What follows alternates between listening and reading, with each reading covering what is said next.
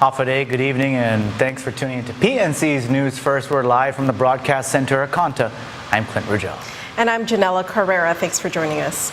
Your top story tonight, a broken PA system, unmonitored CCTV, breast milk not being stored properly, medical staff administering medication against the advice of experts, and staff not monitoring patients under sedation. These are just some of the details in the Joint Commission report that was the subject of denying accreditation to GMH pending appeal.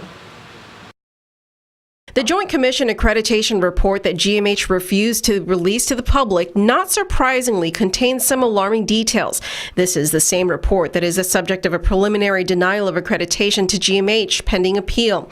The Joint Commission cited 7 areas that have a high likelihood to harm patients, visitors, or staff. They are environment of care, life safety, leadership, medical staff, provision of care, national patient safety goals, and performance improvement. Of the 7 areas of concern, 5 were found to be widespread, meaning the problems existed throughout the hospital. Here's a breakdown of some of the findings. In one instance, a medical staff practitioner continued to prescribe antibiotics against the advice of experts, like the infectious disease consultant and the antimicrobial stewardship team. In 2 other cases, patients were not properly evaluated while on sedation, which is required at least once every hour. One patient was not monitored for 12 hours, while another for 24 hours while that patient was on propofol. The Joint Commission found that pre-cleaning of medical instruments was not standardized, as different departments had different methods. For example, the emergency department would wipe them down with sanitary wipes first before sending them off to be sanitized, but the pediatric unit would only rinse them, while the operating room did not pre-clean medical instruments at all before sending them to be sanitized. The PA system at GMH has been down since December 22nd,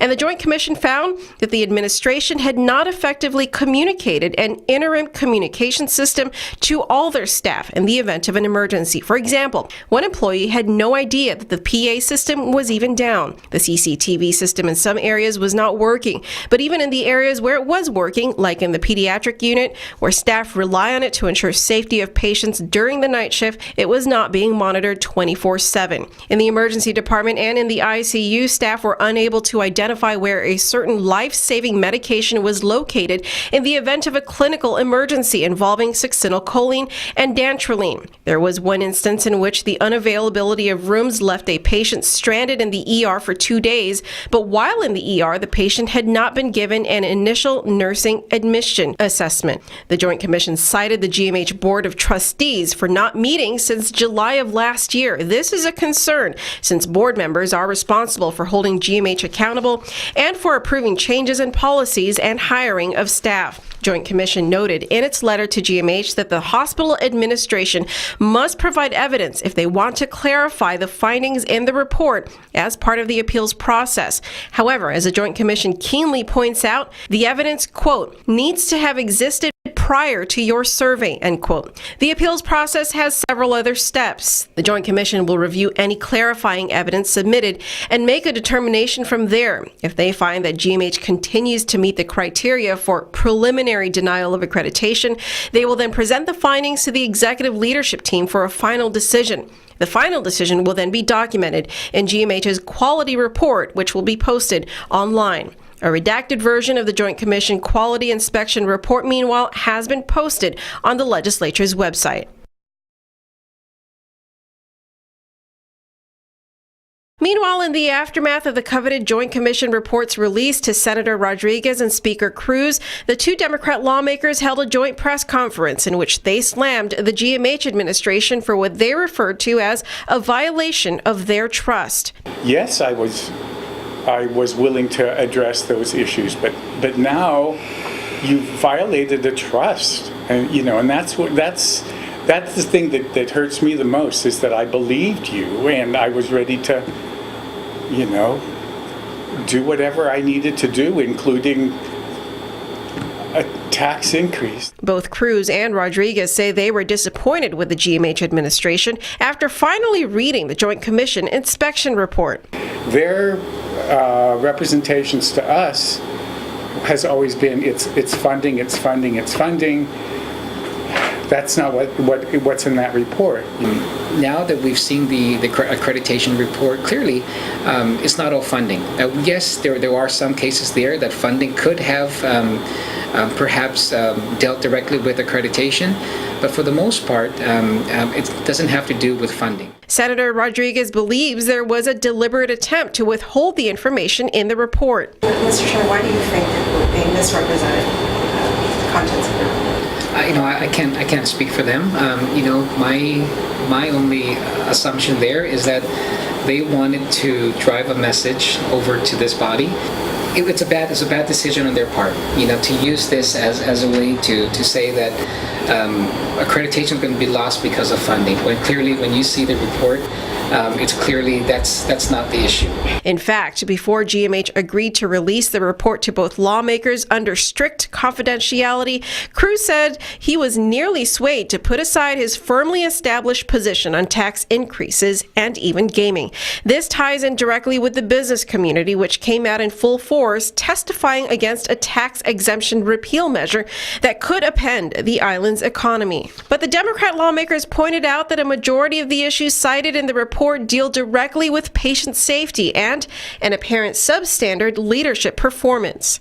It's like having a drug addict sibling, and mom keeps saying, support them, They have children, the house, and then you find out they're having kids, they're still doing drugs, and you're like, how can I help? Unless you're willing to help yourself and take care of, why should the rest of the family have to suffer? The one thing both agree on, it's indisputable. GMH is in dire need of funding. How they're going to get that and by how much will now be the point of discussion come Monday at an oversight hearing the senators have called for. We're going to continue. You heard the speaker. He's willing to look at other things. We're going to continue to help them find ways to help them with their funding shortfall, find ways to help them with if it's equipment or facility upgrades, but don't tie it to this accreditation.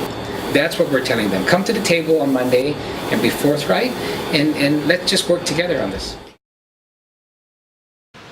Meanwhile, Adelup is fighting back, saying that the violation of trust was on the senators' parts for releasing the report, despite a stern warning not to do so. Medical Director Dr. Vince Duenas said he was concerned that the disclosure may have a chilling effect on the medical staff, as the peer review process was meant for correction and not punitive and litigious reasons. You can read the full release on PacificNewsCenter.com. And staying on this topic, GMH CEO Peter John Camacho was on News Talk K57 with host Andrea Pellicani, answering to some of the many questions the public may have now that the inspection report has been made public. At this point, Camacho says they are doing a root cause analysis to determine whether some of the incidences listed in the report are isolated and can be quickly corrected. He also says that some of the findings were scored differently. For example, one finding may have been weighted more heavily than another. Camacho emphasized that despite the seriousness of the report, there was never any immediate threat to life or patient safety. In fact, he points out that if at any point during the survey the inspectors felt there was an immediate threat, they would have shut down the hospital immediately. The governor's FY19 budget proposal seeks the authorization to spend $1.4 billion in one option and over $930 million in its second option. The first option would require raising the business privilege tax. Here's more. The governor's budget request for fiscal year 2019 operations has two options, the first of which asks for the authorization to spend $1,040,948,857. The second option seeks the authorization to spend $930,852,312. These figures include general fund, special fund, and federal matching fund revenues. According to the budget cover letter, the administration is anticipating a loss of $66.1 million in revenues for FY 2019 because of the Trump tax cuts. So, in light of this, option one of the budget seeks to raise the business privilege tax, also known as the gross receipts tax, by 2%. The governor writes that this would, quote, return our revenue collections to what we had initially anticipated in the fiscal 2018 budget and maintain that level for fiscal 2019. It would also allow us to ensure that the health and well-being of our island is finally addressed by providing a stable and continuous funding source for the Guam Memorial Hospital. Without raising taxes, the governor says in his budget letter that, quote, we will have to cut into all government branches and agencies, finding ways to insulate those agencies that provide core services, including public safety, public health, and education, and will have effectively kicked the can down the road by abandoning our only public hospital, end quote.